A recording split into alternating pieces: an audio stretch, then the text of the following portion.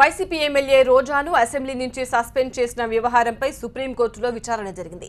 క్షమాపణ పత్రాన్ని అసెంబ్లీ స్పీకర్కు పంపించామని రోజా తరపు న్యాయవాది సుప్రీంకోర్టుకు తెలిపారు.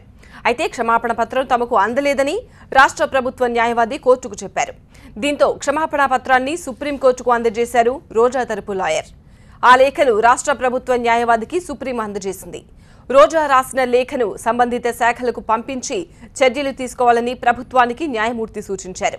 అయితే ఈ కేసును ఇప్పటికే హైకోర్టులో పెండింగ్లో ఉన్నందున అక్కడే పరిష్కరించుకోవాలని రోజాకు సూచించింది సుప్రీంకోర్టు. ఇదిలా ఉంటే సుప్రీంకోర్టు ఇచ్చిన ఉత్తర్వులపై వైసీపీ ఎమ్మెల్యే రోజా వివరణ ఇచ్చారు. ఆమె మాట్లాడిన ఒక వీడియోను టీవీ9కు పంపించారు. ఈ రోజు సుప్రీంకోర్టుకు సమర్పించిన లేఖనే గతంలో కూడా ఏపీ ప్రభుత్వ న్యాయవాదికి కోర్టులో ఇచ్చామని చెప్పారు. ప్రభుత్వం ప్రతిసారి లాయర్లను మార్చుతుండటంతో వారు తమకు లేఖ అందలేదని చెప్తున్నారని రోజా తెలియజేశారు. ఏదైతే అసెంబ్లీలో రూల్స్ కి విరుద్ధంగా మరి నన్ను 1 year సస్పెండ్ చేశారో దాని మీద నేను నా లాయర్ ఇందిరా జయసింగ్ గారితో మరి హైకోర్టులో అలాగే సుప్రీంకోర్టులో పోరాటం చేయడం జరిగింది. అలాగే గతంలో మీరు చూస్తే ధర్మాసనంలో ఉన్న జడ్జి గారులైన మరి మిశ్రా గారు అలాగే గౌడ గారు ఉన్నప్పుడు మరి ఏ విధంగా అయితే స్టేట్ డివిజన్ జరిగిన తర్వాత ఒక ఎమ్మెల్యే మీద ఇలా కక్ష సాధింపు చర్య చేయటం కరెక్ట్ కాదు. సో జరిగినవన్నీ మర్చిపోయి మొత్తం కూడా వైండప్ అయి ఫ్రెష్గా మీరు అసెంబ్లీని చేసుకోవాలని చెప్పడం జరిగింది.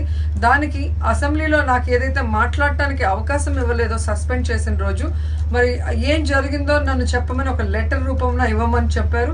నేను లెటర్ రూపంలో ఆ రోజు ఇవ్వటం జరిగింది. ఆ లెటర్ని అలాగే ఎవరైతే ఆపోజిట్ సైడ్ వచ్చారో లాయర్ పిపి రావు గారు ఆయనకి ఇవ్వటం కూడా జరిగింది. కానీ ఈరోజు కొత్త లాయర్ ఇంకో అమ్మాయి వచ్చి మాకు లెటర్ రాలేదు మరి స్పీకర్ గారికి అందలేదు అంటే మరి వారి తరఫున వచ్చిన పిపి రావు గారికి ఇచ్చిన లెటర్ ఏమైంది అంటే ఇప్పటి వరకు 5 మంది లాయర్లు మారారు వారి తరఫున. మరి ఒక్కొక్కరు ఒక్కొక్కసారి వచ్చి ఒక్కొక్కటి చెప్తే మరి ఎవరిని అడగాలి ఎలా అడగాలి నాకైతే అర్థం కాలేదు. ఈరోజు వారి తప్పు పెట్టుకొని నేనేదో కొత్తగా లెటర్ ఇచ్చినట్టు ఏదో క్షమాపణ కోరినట్టు లేదా ఇంకోటో ఎందుకు వక్రీకరించి రాస్తున్నారో నాకైతే అర్థం కావట్లేదు. గతంలో ఏదైతే ఇచ్చిన లెటర్ ఉందో అది ఇవ్వలేదని ఆ లాయర్ చెప్పడం వల్ల ఇలా పలానా రోజు ఇవ్వటం జరిగింది, కావాలంటే ఇంకో కాపీ ఇస్తాను.